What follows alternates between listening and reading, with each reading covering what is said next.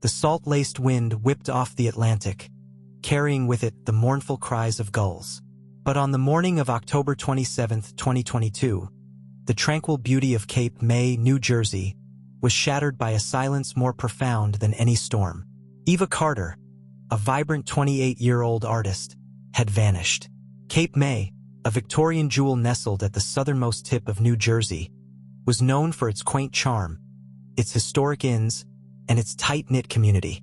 It was a place where everyone knew everyone, where doors were often left unlocked, and where the most pressing concern was usually the day's fishing haul.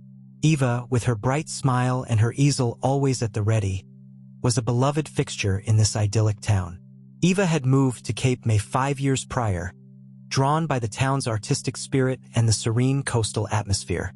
She rented a small, pastel-colored cottage on Hughes Street, its windows overlooking the gentle waves. Her art, vibrant watercolors capturing the essence of the town's Victorian architecture and the ever-changing sea, quickly gained popularity in local galleries. On the evening of October 26th, Eva had attended a small gathering at the local art gallery, a celebration of a new exhibition. Witnesses described her as being in high spirits, laughing and chatting with friends. She left the gallery around 10 p.m., walking the short distance back to her cottage. That was the last time anyone saw her. The following morning, Eva's friend, Sarah, a fellow artist, grew concerned when Eva failed to answer her calls. Sarah went to Eva's cottage and found the door ajar. Inside, the cottage was eerily quiet. Eva's purse lay on the kitchen counter, her keys still inside. Her phone was on the bedside table, but Eva was gone. Panic rippled through Cape May like a cold wave. The police were called, and a search was immediately launched. The initial investigation focused on the possibility of a simple disappearance. Perhaps Eva had decided to take a spontaneous trip, or maybe she had simply lost track of time. But as the hours stretched into days, and no trace of Eva was found, the chilling reality of a potential crime began to settle over the town. Detective Mark Riley, a seasoned investigator with the Cape May Police Department, took charge of the case. He was a man of quiet determination, his face etched with the lines of countless unsolved mysteries. He understood the unique nature of Cape May, a place where secrets could be buried beneath layers of polite smiles and whispered rumors. Riley began by interviewing Eva's friends and acquaintances. Sarah described Eva as a kind and gentle soul, someone who wouldn't hurt a fly. She mentioned that Eva had recently been working on a series of paintings depicting the old Cape May Lighthouse, a local landmark shrouded in folklore and whispers of past tragedies. Another friend, Thomas, a local fisherman, revealed that he had seen Eva talking to a man he didn't recognize at the gallery opening. The man was described as tall, with dark hair and a brooding demeanor. He had seemed intensely interested in Eva's lighthouse paintings, asking her numerous questions about their symbolism. The investigation then turned to Eva's personal life. She was a private person, but she had a close circle of friends. There were no signs of any romantic relationships, and she had no known enemies. However, a search of her computer revealed a series of cryptic emails, messages that hinted at a growing sense of unease. One email, sent to an unknown recipient, read, "I feel like I'm being watched. The lighthouse shadows seem to follow me, even in my dreams." Another message, sent just days before her disappearance, simply said, "He knows about the paintings." The lighthouse paintings became a central focus of the investigation. Riley visited the lighthouse, a towering structure that had stood sentinel over the coastline for centuries. He studied Eva's paintings, noticing the subtle details she had captured. The way the shadows fell across the landscape, the haunting beauty of the weathered stone. As Riley delved deeper into the case, he began to uncover a series of unsettling connections. The old Cape May Lighthouse, it turned out, had a dark history. It was said to be haunted by the spirits of sailors lost at sea, their cries echoing through the night. And there were whispers of a local legend, a tale of a hidden treasure buried beneath the lighthouse, a treasure that had driven men to madness and murder. The brooding man described by Thomas remained an enigma. Riley's team combed through surveillance footage from the gallery and surrounding businesses, but they found no trace of him. It was as if he had vanished into thin air. Days turned into weeks, and the hope of finding Eva alive began to dwindle. The town of Cape May, once a haven of tranquility, was now shrouded in fear and suspicion. The silence that had initially followed Eva's disappearance was now replaced by a cacophony of whispers and rumors. One evening, as Riley sat in his office, staring at a photograph of Eva's Lighthouse paintings, a chilling realization struck him. He noticed a detail he had previously overlooked: a faint symbol etched into the corner of one of the paintings, a symbol that resembled an ancient nautical chart. Riley pulled out a map of Cape May, comparing it to the symbol in the painting. He traced the lines of the symbol, following their path across the map. And then he saw it. A small, unmarked island, just offshore. A place known to locals as Shadow Isle. A cold dread settled over Riley. Shadow Isle, with its jagged cliffs and its reputation for being a place of dark secrets, seemed to hold the key to Eva's disappearance. As the sun began to set, casting long, ominous shadows across Cape May, Riley made a decision. He would go to Shadow Isle alone. As his boat cut through the dark, choppy waves, Riley felt a sense of foreboding. He knew that he was entering a place where the lines between reality and legend blurred, a place where the shadows held secrets that could shatter the tranquility of Cape May forever. As he approached the island, he saw a light flicker through the trees. And then, a scream, carried on the wind. The scream, a raw, desperate sound, pierced the night silence, sending a chill down Detective Riley's spine. He gripped the boat's railing, his knuckles white, as he steered towards the flickering light on Shadow Isle.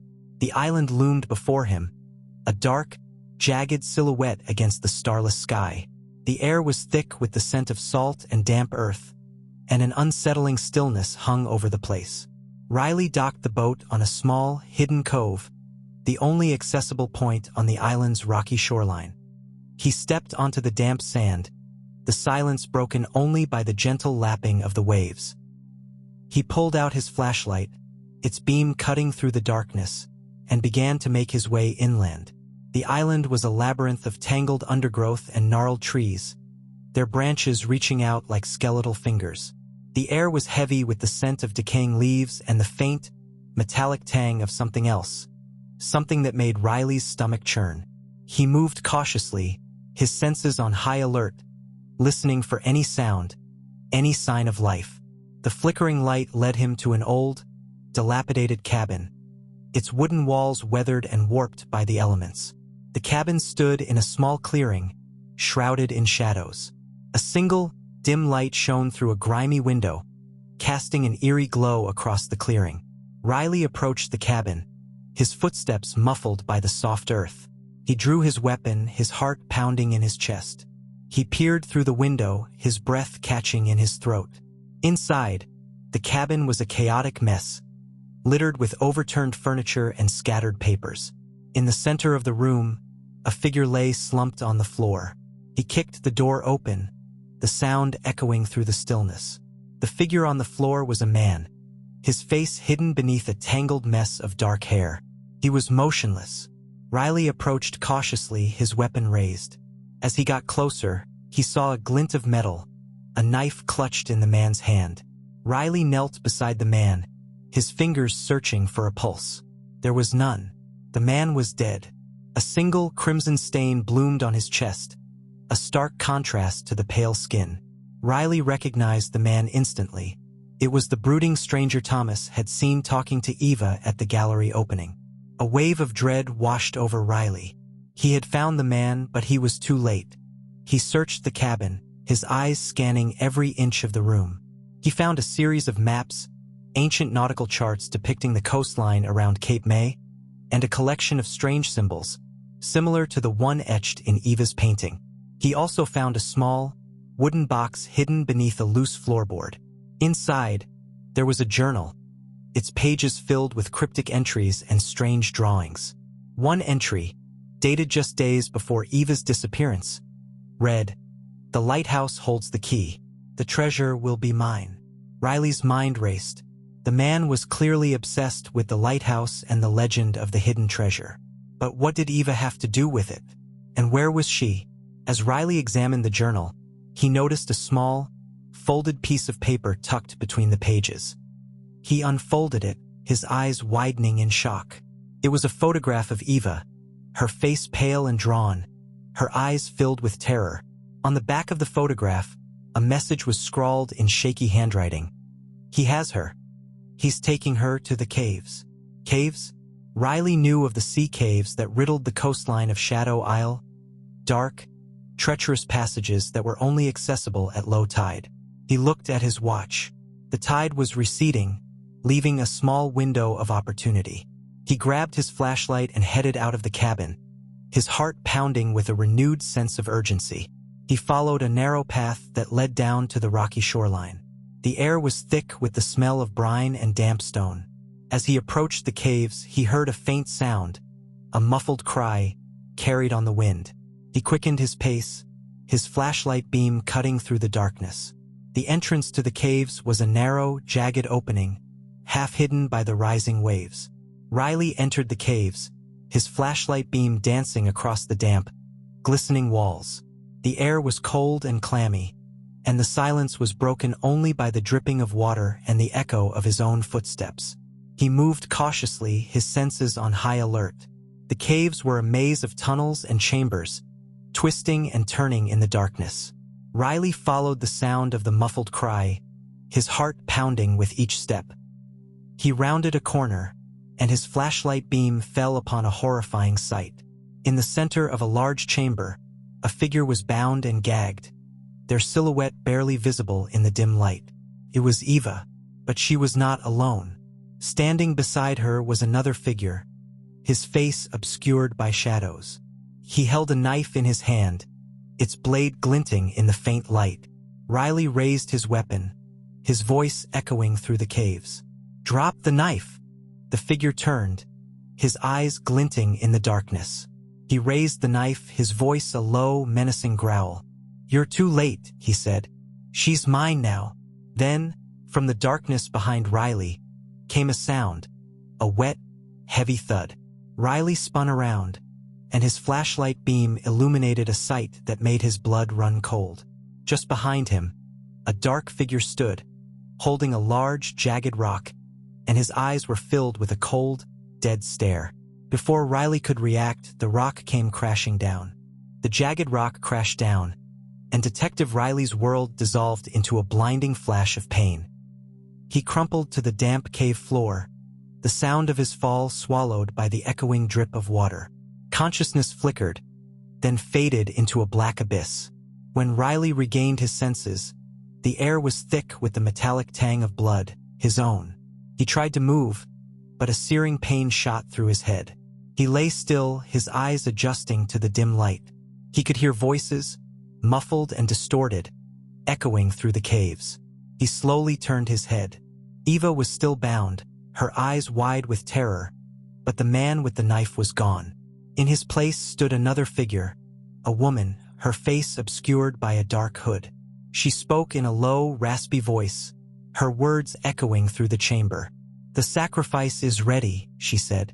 "The lighthouse demands its due." Riley's mind reeled. Sacrifice? What was happening? He tried to focus, to make sense of the scene before him. He saw that the woman held a strange, ornate dagger, its blade glinting in the faint light. He also noticed symbols drawn on the cave walls, the same symbols he'd seen in Eva's paintings and in the dead man's journal. Suddenly, Eva let out a muffled scream. The hooded woman raised the dagger, her hand trembling. Riley knew he had to act, but his body wouldn't respond. He was trapped, a helpless observer in a macabre ritual. Just as the dagger was about to descend, a loud crash echoed through the caves. The hooded woman turned, her eyes wide with surprise. A figure emerged from the darkness, a tall, imposing silhouette. It was Thomas, the fisherman, his face grim. "Stop!" he shouted, his voice echoing through the chamber. "You won't take her." Thomas lunged forward, tackling the hooded woman. The dagger fell to the ground, clattering against the stone. A fierce struggle ensued, the sounds of grunts and curses echoing through the caves. Riley, despite the throbbing pain in his head, managed to sit up. He saw his weapon lying nearby, just within reach. He crawled towards it, his movements slow and agonizing. He grabbed the gun, his fingers trembling, and aimed it at the struggling figures. "Stop!" he shouted, his voice hoarse. The struggle ceased. The hooded woman, her face now visible, was a middle-aged woman with wild, desperate eyes. Thomas held her pinned to the ground. "Who are you?" Riley demanded, his voice shaking. "What are you doing?" The woman's eyes darted around the cave, her gaze settling on Eva. She spoke in a strained, desperate voice. "We are the keepers," she said. "We protect the lighthouse, its secrets, its treasure. Eva, she knows too much. She has to be silenced." "What secrets?" Riley asked, his voice low. "What treasure?" "The treasure of the sea," the woman replied, her voice trembling. "It's been here for centuries, hidden beneath the lighthouse. It belongs to us, the keepers." And she saw the map, hidden in the paintings. Riley's mind raced. The dead man, the hooded woman, the cryptic symbols, the hidden treasure. It all began to make sense. Eva's paintings were more than just art. They were a map, a key to a centuries-old secret. "But why kill her?" Riley asked.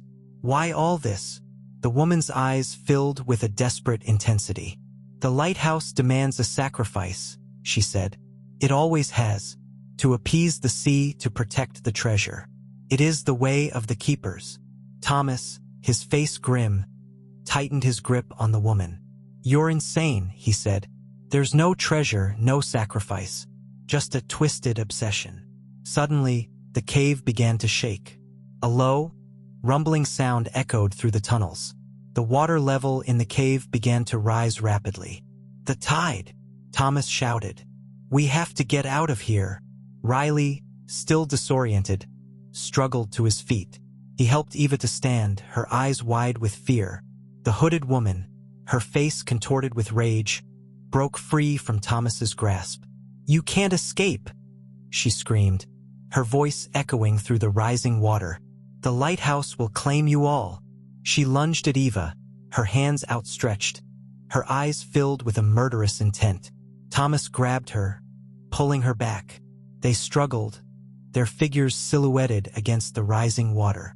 Riley, with Eva clinging to his arm, stumbled towards the cave entrance. The water was now waist-deep, the current pulling at their feet.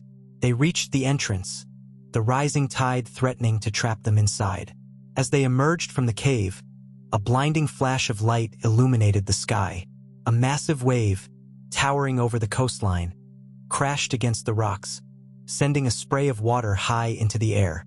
Riley and Eva clung to the rocks, their bodies battered by the force of the wave. They watched in horror as the cave entrance disappeared beneath the churning water. When the wave subsided, Riley looked back at the cave entrance. It was gone, swallowed by the sea. The hooded woman and Thomas were nowhere to be seen. Eva, her face pale and drawn, clung to Riley's arm. "What was that?" she whispered. "What's happening?" Riley looked out at the churning sea, his mind reeling. He knew that the danger was far from over. The lighthouse, the keepers, the hidden treasure. It was all connected, and he had a feeling that the worst was yet to come. As he looked back towards the Cape May shoreline, he noticed something strange. A small boat, a dark silhouette against the horizon, was heading towards Shadow Isle. But it wasn't a normal boat. It was a submarine rising from the depths. And on its hull was a symbol, the same symbol from Eva's paintings. The sight of the submarine, emerging from the depths with the cryptic symbol etched on its hull, sent a chilling wave of dread through Riley. He pulled Eva closer, his grip tightening on her arm. The churning sea, still agitated from the massive wave, mirrored the turmoil in his mind. "What is that?" Eva whispered, her voice trembling. "I don't know," Riley replied, his eyes fixed on the approaching vessel. "But I don't like the look of it." The submarine, sleek and menacing, glided silently towards Shadow Isle, its dark form cutting through the waves. It submerged partially, its conning tower barely visible above the water's surface. A hatch opened, and a figure emerged, silhouetted against the fading light. He was tall and imposing, his posture radiating an air of authority. He held a powerful searchlight, its beam cutting through the darkness, scanning the shoreline. When the light fell upon Riley and Eva, the figure paused, his posture stiffening. He raised a hand, gesturing towards them. "You are trespassing." His voice boomed across the water, amplified by a speaker system. "Leave immediately." Riley, his instincts screaming danger, pulled Eva behind a large, jagged rock. "We're not going anywhere," he shouted back. "We have questions." "Questions?" the figure replied, his voice laced with a chilling amusement. "You have no right to question us.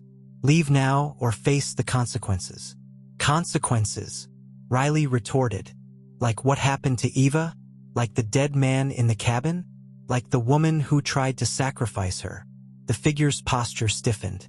The searchlight beam flickered, then focused directly on Riley. "You know too much," he said, his voice low and menacing. "That is a dangerous thing." Suddenly, the air was filled with a high-pitched whine. Riley instinctively ducked, pulling Eva down with him. A projectile, small and swift, whizzed past, striking the rock behind them with a sharp, metallic clang. "They're shooting!" Eva cried, her voice filled with terror. Riley, his mind racing, knew they were outmatched. They were trapped on a small, isolated island, facing a heavily armed group with unknown motives. He had to get them off the island. But how?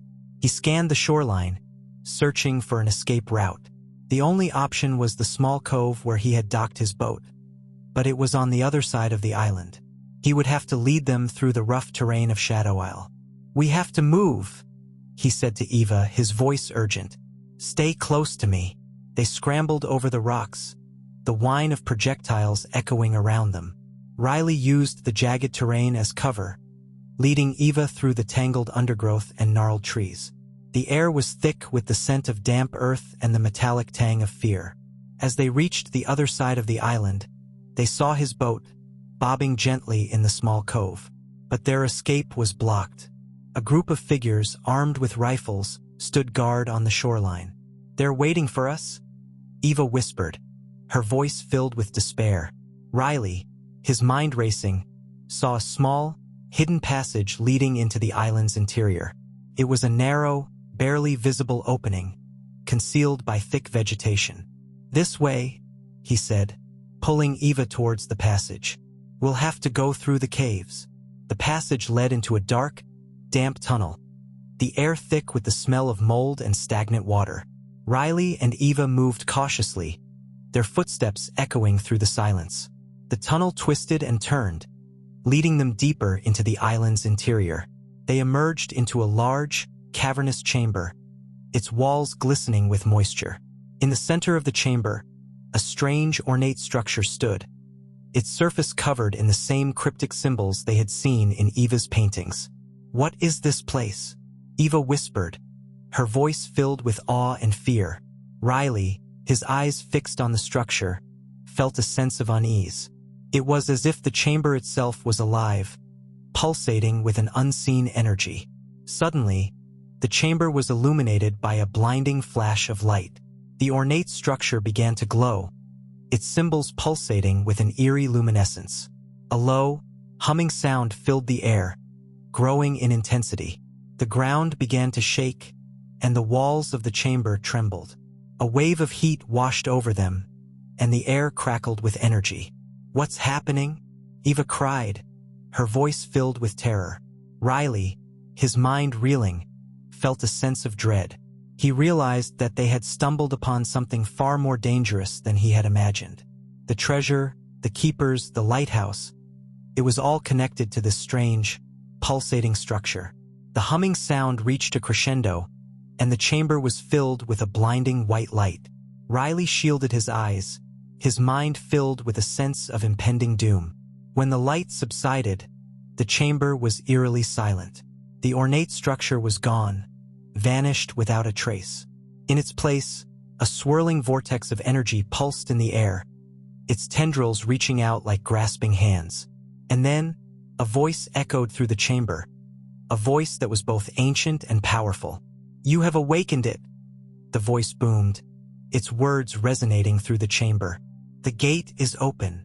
From the swirling vortex, a figure emerged, its form shifting and indistinct, its eyes glowing with an otherworldly light. It was tall and imposing, its presence radiating an aura of immense power. "Who are you?" Riley demanded, his voice trembling. The figure turned, its glowing eyes fixing on Riley and Eva. "I am the Guardian," it said, its voice echoing through the chamber. "And you have disturbed my slumber." The figure raised a hand, and a wave of energy surged towards them, its force threatening to tear them apart. As Riley braced for impact, he saw something behind the figure. A small, familiar object, barely visible in the dim light.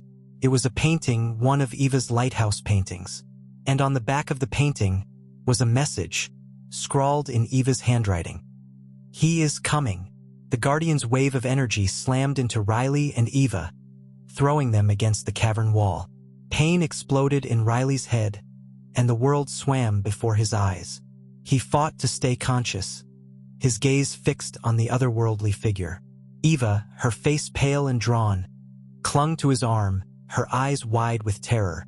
"What is it?" she whispered, her voice trembling. "I don't know," Riley replied, his voice hoarse. "But we have to stop it." He struggled to his feet, his hand reaching for his weapon. But the Guardian's energy field was too strong, disrupting any electronic device. The gun was useless. The Guardian advanced, its form shifting and indistinct, its glowing eyes fixed on them. "You cannot escape," it boomed, its voice echoing through the chamber. "The gate is open, and the Ancient Ones will return." Riley, his mind racing, remembered the painting, the message scrawled on its back. "He is coming." He realized that the Guardian wasn't the ultimate threat. It was merely a herald, a gatekeeper. "Who is coming?" he demanded, his voice echoing through the chamber. "What are you waiting for?" The Guardian paused, its glowing eyes narrowing. "The one who sleeps beneath the sea," it replied, its voice a low, ominous growl. "The one who will awaken the ancient power." Suddenly, the cavern began to shake. The ground trembled, and the walls groaned. A low, rumbling sound echoed through the tunnels, growing in intensity. "It is time," the Guardian said, its voice filled with a chilling anticipation. "The awakening has begun." From the swirling vortex, a beam of light shot upwards, piercing the cavern's ceiling. The light pulsed and throbbed, illuminating the chamber with an eerie glow. Outside, on the surface of Shadow Isle, the sea began to churn. A massive whirlpool formed, its swirling currents pulling at the island's rocky shoreline. The submarine, which had been hovering near the island, began to descend into the whirlpool, its dark form disappearing beneath the churning waves. Riley realized that the submarine wasn't just a vehicle. It was a key, a conduit. The keepers, the hooded woman, the dead man, they were all part of a cult, dedicated to awakening an ancient power, a being that had slumbered beneath the sea for centuries. He looked at Eva, her face pale and drawn, her eyes filled with fear. He knew that they had to stop this, to close the gate before it was too late. "We have to destroy the vortex," he said, his voice firm. "It's the only way to stop them." But how? The Guardian's energy field was too strong, and their weapons were useless. Then Riley remembered the lighthouse, the legend of the hidden treasure. The treasure wasn't gold or jewels. It was knowledge, a way to control the ancient power. "The lighthouse," he said, his voice filled with a sudden realization. "The paintings, the symbols, they're not just a map, they're a key." He grabbed Eva's hand, pulling her towards the tunnel entrance. "We have to get to the lighthouse," he said. "It's the only way to close the gate." They raced through the tunnels, the rumbling sound growing louder, the ground shaking beneath their feet. They emerged from the caves, the air thick with the smell of salt and the sound of crashing waves. The lighthouse loomed before them, its towering form silhouetted against the churning sea. The whirlpool had grown larger, its swirling currents threatening to engulf the island. They raced towards the lighthouse, the wind whipping at their faces. As they reached the base of the lighthouse, they saw the hooded woman, her face contorted with rage. "You cannot stop it!" she screamed, her voice echoing through the storm. "The Ancient One will rise." She lunged at them, her hands outstretched, her eyes filled with a murderous intent. But Thomas, his face grim, stepped in front of them, blocking her path. "Go!" he shouted, his voice barely audible above the roar of the storm. "I'll hold her off." Riley and Eva raced up the winding stairs of the lighthouse, their footsteps echoing through the hollow tower. They reached the top, the lantern room, the heart of the lighthouse. Inside, the lantern room was filled with the same cryptic symbols they had seen in the caves. The symbols pulsed and glowed, mirroring the swirling vortex outside. Riley realized that the lantern itself was the key, the focal point of the ancient power. He looked at Eva, her eyes filled with fear and determination. "We have to break the lantern," he said. "It's the only way to close the gate." They grabbed a heavy iron bar used to maintain the old light. Together they swung the bar at the large glass lens of the lantern. The glass shattered, sending shards flying through the air. The symbols on the lantern flickered, then died. Outside, the swirling vortex began to dissipate. The whirlpool subsided, and the sea calmed. The rumbling sound faded, and the ground stopped shaking. The Guardian, its form flickering and fading, let out a final mournful cry. "You have sealed the gate," it boomed, its voice echoing through the chamber. "But the Ancient Ones will return. One day." Then, it vanished, its form dissolving into the swirling vortex, which then collapsed in on itself and disappeared. The hooded woman, her face filled with despair, collapsed to the ground. Thomas approached her, his face grim. "It's over," he said. Riley and Eva stood in the lantern room, their bodies trembling, their minds reeling. They had stopped the awakening, but they knew that the danger was far from over. The Ancient Ones were still out there, waiting. As they looked out at the calm sea, Riley knew that Cape May would never be the same. The town's dark secret had been revealed, and the shadows of the past would forever haunt its shores. The end.